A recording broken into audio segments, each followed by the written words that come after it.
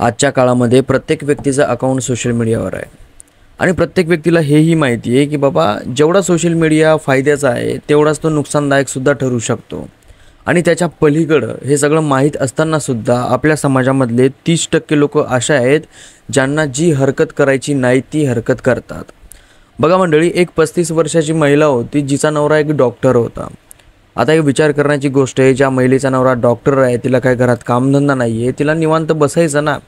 पण काही ना काहीतरी माणसाचं डोकं असं असतं ना की करायला भाग पाडतं आणि काही ना काहीतरी ॲक्टिव्हिटी माणसाला करायला ते लावतं म्हणजे लावतं. तसंच या डॉक्टरच्या बायकोला एक ॲक्टिव्हिटी करायला लावली, ती म्हणजे सोशल मीडियावर ॲक्टिव्ह राहणं. मग ही सोशल मीडियावर ॲक्टिव्ह राहिली, सोशल मीडिया स्क्रोल करत होती, बघत होती, एन्जॉय करत होती आणि आपल्या दिवसात ढकलत होती. काही दिवसाच्या नंतर हिची ओळख एका माणसासोबत झाली. आता तो माणूस हिला असा म्हणत होता की मी बाहेर देशामध्ये राहणारा माणूस आहे आणि मी बाहेर देशामध्ये नोकरी करणारा माणूस आहे तर मी भारताचाच, पण मी बाहेर देशामध्ये राहतो, बाहेर देशामध्ये नोकरी करतो आणि बाहेरच्या देशामध्येच कमाई करतो. तर मला ना तुमचा स्वभाव फार आवडलेला आहे आणि माझी इच्छा आहे की तुमच्यासोबत माझी मैत्री असावी. आता बाहेर देशामधला माणूस म्हणल्याच्या नंतर हिच्या मनामध्ये असे गोल गोल गोळे फुटायला लागले की हिला वाटलं की यार आपल्याला बाहेर देशामधला माणूस बोलतोय, NIR बोलतोय आपल्याला, तर काय बघायचं काम आहे आपल्याला. आणि ती एकदम अशी वाऱ्यात उडायला लागली. कसं असताना माणसाला काही वेळेस काही कळत नाही की नेमकं काय व्हायलंय आणि काय नाही ते.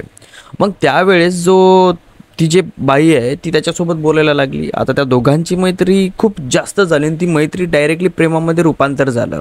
बघा, काही महिला अशा असतात की त्यांना नवरा असून सुद्धा दुसऱ्यावर प्रेम होतं आणि प्रेम झाल्याच्या नंतर ते प्रेमापोटी एवढ्या आंधळ्या होतात की त्यांना काय करताय आणि काय नाही हे सुद्धा कळत नाही.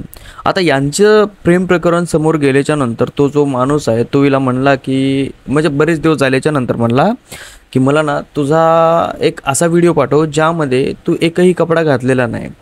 आता हिनं विचार करायचा थोडासा की तो असा पाठवतोय, त्याला आपण कधी बघितलेलं नाही आहे, त्याला आपण कधी भेटलो नाही आहे समोरासमोर, तो नेमका कुठे राहतो, काय करतो एक्झॅक्ट आपल्याला माहिती नाही आहे. तो फक्त म्हणला आहे की मी बाहेर देशामध्ये राहतो. आपण त्याच्यावर विश्वास केला आणि तो डायरेक्टली आपल्याला असा व्हिडिओ मागतोय, तर द्यायला हवा का?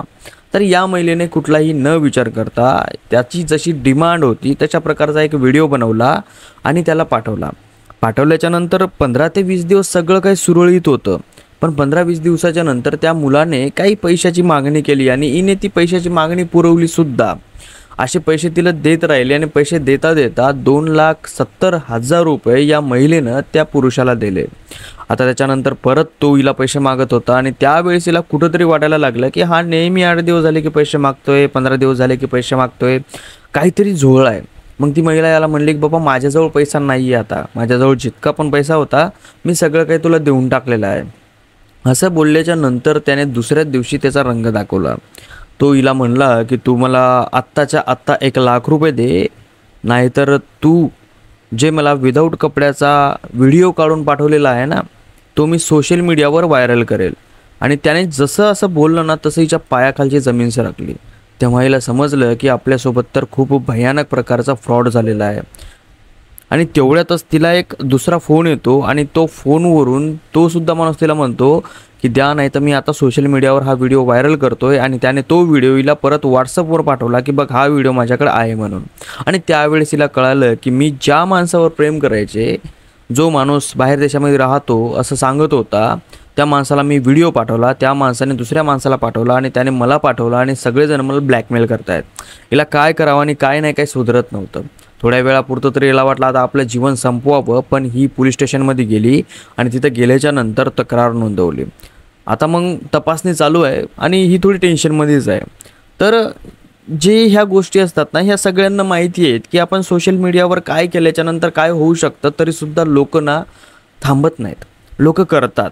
आता बघा, मी असं म्हणत नाही आहे की तुम्ही अजिबातच करू नका आणि नाही म्हणलं तर तुम्ही काय ऐकणार थोडी नाहीत, पण ॲटलिस्ट एक अशी खात्री करून घ्यायची की जे समोरचा माणूस आहे, जी समोरची व्यक्ती आहे ती आपल्या ओळखीची आहे, आपल्या समोरची आहे, किंवा आपल्याला माहिती आहे की एक्झॅक्ट ते काय आहे आणि कुठं राहते.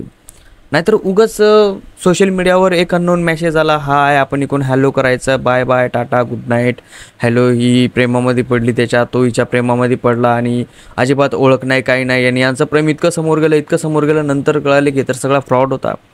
आणि खूप काही असे लोक आहे जे अननोन SMS ला रिप्लाय देतात. अरे SMS तर सोडा, काही जणांना रॉंग नंबर आले ना, त्याच्यावर सुद्धा पगळतात, त्याच्यावर सुद्धा ते बोलतात. खूप काही अशा केसेस आहेत ज्या की खूप डेंजरस प्रकारच्या घडलेल्या आहेत. आता बघा, या व्हिडिओपासून जर काही शिकायला भेटलं असेल तर व्हिडिओला लाईक करा, चॅनलला सबस्क्राईब करा आणि हा व्हिडिओ त्यांना शेअर करा ज्यांच्या लाईफमध्ये असला काही प्रकार चालू आहे, जे की रॉंग नंबरवर बोलतात किंवा SMS वर अशा व्यक्तीशी बोलतात ज्या व्यक्तीशी ते आजपर्यंत बोलले नाहीत किंवा भेटले नाहीत. तर त्यांना हा व्हिडिओ शेअर करा, एक बाबा थांब जरासा, समोर असं असं होऊ शकतं, थोडं कन्फर्मेशन कर आणि नंतरच तू बोल.